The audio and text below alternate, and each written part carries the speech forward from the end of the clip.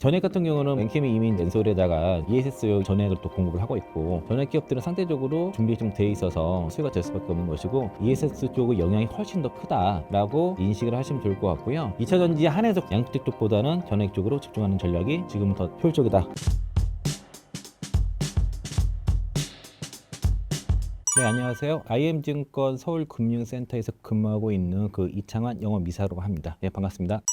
트럼프 관세로 수혜받을 K 배터리 섹터는 무엇인가요? 트럼프 관세, 요게 지금 뭐 하루하루가 뉴스가 좀 많이 좀 달라지는데, 오늘 이제 장중에 대중 관세가 최고 245%까지 부과가 된다, 요거 뉴스가 나왔는데, 추가된 건 아니고요. 그러니까 이제 2025년 이전에 부과됐던 관세에다가, 그리고 이제 자동차, 철강, 알루미늄은 추가 또 관세가 붙었잖아요. 그리고 품목 관세가 있고, 요게 페탄일 관련 20%, 또 추가적으로 상계관세까지 합쳐서 245%가 부과된 품목이 있었던 거죠. 그게 이제 주사제랑 바늘 정도고, 리튬이온 배터리는 176% 정도 확인됐습니다. 계속 누적이 되는 것들이고, 이건 사실은 관세율 자체에 대한 의미보다도 결국에는 협상을 이끌어내기 위한 그런 거라서, 이게 사실은 거의 뭐 무역은 단절된 수준의 관세이기 때문에, 트럼프 정부의 지금 전략이 베센티를 중심으로 해서 한 70여 개국과 지금 협상을 하고 있지 않습니까? 그런데 이제 협상을 하면서 이제 중국을 고립시키려고 하는 전략을 쓰고 있어요. 그래서 협상하는 국가와 중국과의 어떤 외교의 무역에 있어서 어느 정도 제재를 가하는 형태로 가는 거죠. 예를 들면 이제 중국이 우회 수출을 못하도록 협상국가에 방지를 하는 그런 조항을 넣거나, 아니면 이제 중국의 싼 원재재가 그 나라를 장악하지 못하게 하고, 아니면은 중국 기업들이 70여 개 협상국에 생산 시설을 짓지 못하도록 하는 그런 전략을 좀 쓰고 있어서, 이게 이제 베센트를 중심으로 해서 중국을 고립시키는 전략을 좀 쓰려고 하고 있습니다. 그래서 이제 현재 협상하는 국가들 같은 경우에는 중국을 같이 고립시키는 그런 전략 을 쓸 가능성이 높아졌다고 볼 수 있겠고요. 우리 입장에서는 지금 트럼프 정부의 관세 중에 특히 K배터리와 이슈가 있는 것들은 크게 보면은 상계관세도 있습니다. 배터리 상계관세도 있지만은 자동차 쪽 관세가 되게 중요해요. 그러니까 자동차랑 자동차 부품에 대해서 캐나다라든가 멕시코 쪽으로 관세를 부과했을 경우에 가격이 올라갈 수밖에 없고, 또 미국의 생산 시설을 이전하는 데까지도 시간이 좀 걸리기 때문에 자동차 산업, 특히 전기차 시장이 위축될 수밖에 없거든요. 그런 피해를 고스란히 K배터리 기업들과 이제 소부장 기업들이 그들이 있기 때문에, 그래서 2차 전지 섹터가 지금 관세 이슈에서 자유롭지 못합니다. 상당히 민감해요. 특히 이제 자동차 관세에 대한 것들은 굉장히 좀 민감한 부분인데, 이걸 그대로 지금 받고 있고, 특히 이제 관세 이슈는 그나마 지금 전액 기업들은 좀 상대적으로 자유로운 편입니다. 그런데 양극재 기업들 같은 경우가 캐나다에 이제 양극재 에코프로비엠이라든가 포스코퓨처엠 같은 경우가 이제 기업이 있기 때문에 굉장히 민감하게 지금 작용을 하고 있어서, 캐나다에서 생산하는 거나 국내 생산이 차이가 없는 상황이 이렇게 벌어질 수도 있거든요. 에코프로비엠 같은 경우에는 백항쿠아 공장이 이번 돌아오는 5월부터 공사가 중단이 됩니다. 이거 세 번째 중단이에요. 그래서 이제 에코프로비엠 같은 경우는, 그리고 포스코퓨처엠은 이제 완공이 된 상태인데, 에코프로비엠은 그래서 27년도 캐파 가이던스를 2030년까지 지연시킨 상황인데, 그 2030년 가이던스도 지금은 불확실성이 생겼고, 그 가이던스를 믿지 못하는 상황이 됐습니다. 그리고 이제 백항화 공장 같은 경우도 이미 한 차례 완공 시기를 연기했어요. 27년까지 연기를 했는데, 이게 다시 한 번 더 연기가 된 것이고, 이게 이제 언제 재개될지가 좀 미지수입니다. 그러니까 이제 세 번째인데, 첫 번째, 두 번째 같은 경우는 저도 나름의 이제 재개 일시적인 거라서, 그때는 이제 이런 관세 문제라든가 고객사의 문제, 이런 문제가 아니라 행정적인 문제, 이런 것 때문에 일시적인 중단이 됐던 부분이라서, 제 나름에 대해서 회사 편에 서서 실드를 쳤는데, 이번에는 어떻게 방법이 없어요. 이거는 좀 다른 문제라서, 에코프로비엠의 내부적인 문제, 전략적인 문제, 그리고 이제 관세의 문제가 겹쳤기 때문에, 이건 좀 첫 번째, 두 번째랑 좀 달리 받아들여야 됩니다. 그래서 에코프로비엠의 2030년도의 가이던스를 지금 신뢰할 수 없는 상황이다 라고 보면 지금 밸류에이션이 안 되는 거예요. 그래서 뭐 주가가 더 전액 기업들에 비해서 주가 약한 측면이고, 오늘 그 얘기를 좀 설명을 드릴 거고요. 어제 주로 나왔던 얘기가 오늘은 이제 4월 16일이죠. 4월 15일자에 많이 나왔던 얘기가, 트럼프 대통령이 자동차 부품에 대해서 관세 유예를 시사했다 하면서 이제 자동차 기업들이 이제 반등이 좀 나오기도 했었는데, 애플 스마트폰뿐만 아니라 지금 자동차 부품에 대한 관세 면제 뭐 이런 것도 추가해, 자동차 부품을 자국에서 생산하는데 시간도 필요하니까 그런 시간을 주기 위해서 이런 것도 시사를 했기 때문에, 실제로 이제 여기 유예가 좀 된다고 했을 때는 어쨌든 자동차 섹터라든가 2차 전지 쪽 쉽게 배터리 산업 기업들이 주가 좀 반등할 수 있는 그런 모멘텀은 될 수 있을 거로 보여지고, 이제 자동차 관세 외에 또 상호 관세가 있잖아요. 상호 관세가 부분이 있는데 아까 제가 그 중국산 배터리가 관세가 176%라고 말씀드렸지 않습니까? 요게 그 ESS 분야가 있고 전기차 배터리 분야가 있는데 양쪽 다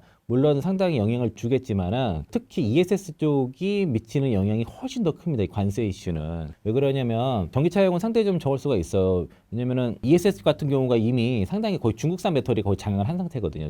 미국에서는. 이제 그게 이 관세로 인해서 미국 내에서 생산하는 것보다 중국에서 수입하는 거가 훨씬 더 싸게 되는 상황이기 때문에 단가 경쟁이 훨씬 더 쌀 수밖에 없거든요. 그리고 이제 ESS에도 AMPC를 받거든요. 그 AMPC를 받기 때문에 광물 가격이 내려가도 원가가 내려가는 정도고 판가는 유지가 돼요. AMPC들도 그 받기 때문에 모듈당 받기 때문에 그래서 전기차 배터리는 광물 가격이 내려가게 되면은 판가도 같이 내려가는데 ESS는 그렇지 않다는 거죠. 마진이 훨씬 더 많이 취할 수 있는 구조고 그리고 중국의 배터리를 상당수 대체를 할 수가 있는 것이고 그리고 전기차 배터리 같은 경우는 그 IRA 법성에서의 그 FOC 기준을 좀 많이 봤거든요. 비FOC 나라의 비율을 충족을 하게 되면은 IRA 보조금을 받을 수 있지만 ESS는 그 보조금을 받지 않기 때문에 FOC 관련 소재를 써도 되는 거예요. 중국산 양극재를 써도 된다는 거죠. 그래서 양극재 같은 경우에는 국내 기업들이 아직 준비된 것이 없기 때문에 크게 수혜가 안 되는데 전액 같은 경우는 뭐 엔캠이 이미 이제 그 엔솔에다가 그 ESS용 그 전액을 또 공급을 하고 있고 전액 기업들은 상대적으로 그 준비 좀 돼 있어서 상대적으로 수혜가 좀 될 수밖에 없는 것이고 전기차용 배터리보다도 ESS 쪽의 영향이 훨씬 더 크다라고 인식을 하시면 좋을 것 같고요. 특히 이제 미국의 그 대중 상호 관세 쪽에서의 가장 최대 수혜 기업들은 배터리 섹터에서는 배터리 기업 셀과 전해액입니다. 특히 이제 엔캠 같은 경우는 최근에 이제 그 자체 보조 자료를 낸 거는 그 ESS와 LFP 전해액에 그 동시 공급하고 있다라는 그런 뉴스가 좀 나왔고 관세가 더 올라가가지고 176%라고 말씀드렸잖아요. 그게 26년 되면 또 올라가게 되거든요.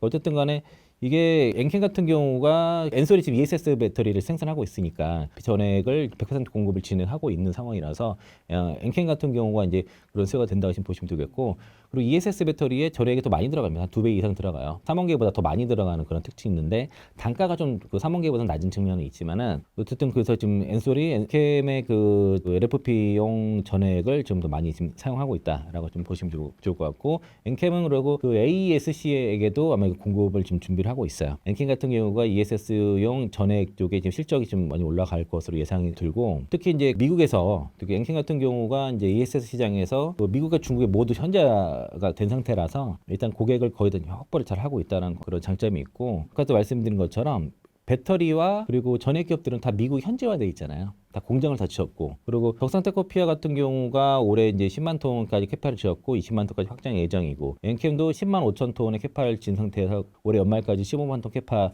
증설하고 그 내년까지 20만 톤 하고 2027년까지 70만 톤까지 하겠다는 거거든요. 대략 하여튼 이 관세율이 지금 4월 10일자 기준으로 중국산 전액 제품의 관세율이 155%예요. 이게 지금 더 올라갔을 텐데 중국 기업들이 기존에 막 덤핑 전략으로 막 할인해서 막 어떻게든 팔았는데 이런 누적 관세라고 하기 때는 가격 캠이라든가 덕산테크피아 이런 그 미국에 있는 현지 동아기업이라든가 솔브레 홀딩스 같은 그 현지 생산 기업이 압도적인 가격 우위를 점할 수밖에 없다는 겁니다. 그래서 이제 최근에 2차 전지 섹터에서 전액 기업들이 반등이 강한 이유도 바로 이 관세 문제입니다. 관세 이슈에서 가장 자유롭기 때문인 거고 그리고 전액의 원료의 40%를 차지하고 있는 리튬형 기업인 중앙총단 소재도 같이 급반등이 나오는 것도 같은 맥락이라고 보시면 좋을 것 같고요. 물론 이제 3자 배정, 100억 3자 배정에 대한 이슈도 있었겠지만은 기본적으로 이런 그 대중 상호 관세의 수혜가 전액 기업에 지금 집중되어 있다라고 좀 보시면 좋을 것 같습니다. 그리고 또 하나가 EU랑 중국 간의 전기차 상계 관세 협상 들어갔지 않습니까? 그게 만약에 어떤 중국에 유리하게 타겟 됐을 경우에는 다시 배터리 셀과 양극재 기업들은 또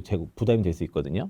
근데 전액 기업들은 지금 미국에 집중되어 있기 때문에 유럽 쪽 이슈와 상관이 없어요. 그래서 이제 EU와 중국 전기차 간의 그 상계 관세 재협상에 대한 노이즈에서 이슈에서 자유롭고 미국의 대중 관세의 최대 수혜 섹터다라고 그렇게 보시면 되겠습니다. 그래서 지금의 이런 트럼프 관세에 있는 상황에서는 전액 섹터가 지금 탑픽이라고 보시면 될 것 같고 양극재 쪽은 지금 에코프로비엠의 그런 노이즈 특히 캐나다 관세 그리고 이제 EU와 중국 간의 전기차 협상 이런 이슈 때문에 지금 아마 반등이 여의치가 않은 것 같아요. 다만 이제 에코프로비엠 같은 경우에 1분기의 실적이 흑자 전환 가능성이 지금 내부적으로 얘기가 나오고 있는 상황이고, 하반기에 코스피 이전 재신청이라든가 하반기부터 실적이 좋아지는 부분들에 대해서는 기대감이 있지만은, 아까도 말씀드린 것처럼 2030년도에 가이던스가 좀 무너진 가능성이 있는 상황이라서, 제가 이제 작년 4분기부터 2차전지 섹터의 주가가 그 1분기 실적 발표까지는 좀 반등이 좀 여의치 않을 것 같다, 주가가 오르지 못할 것 같기 때문에 타 섹터랑 좀 섞어서 투자하시는 게 좋겠다 말씀을 좀 드렸었는데, 전액 기업들은 지금 반등이 시작이 됐는데 양극재 기업들이라든가 다른 소재 업체들은 이게 여의치가 않은 것 같아요, 아직까지도. 그래서 지금 만약에 2차전 쪽에서의 투자를 하신다고 하면은 저는 전액과 리튬 기업 쪽에 집중하시는 게 좋을 것 같다. 2차전지 한해서 국한한다 그러면은 양극재 쪽보다는 전액 쪽으로 집중하는 전략이 지금은 더 효율적이다라고 좀 말씀드리겠고요.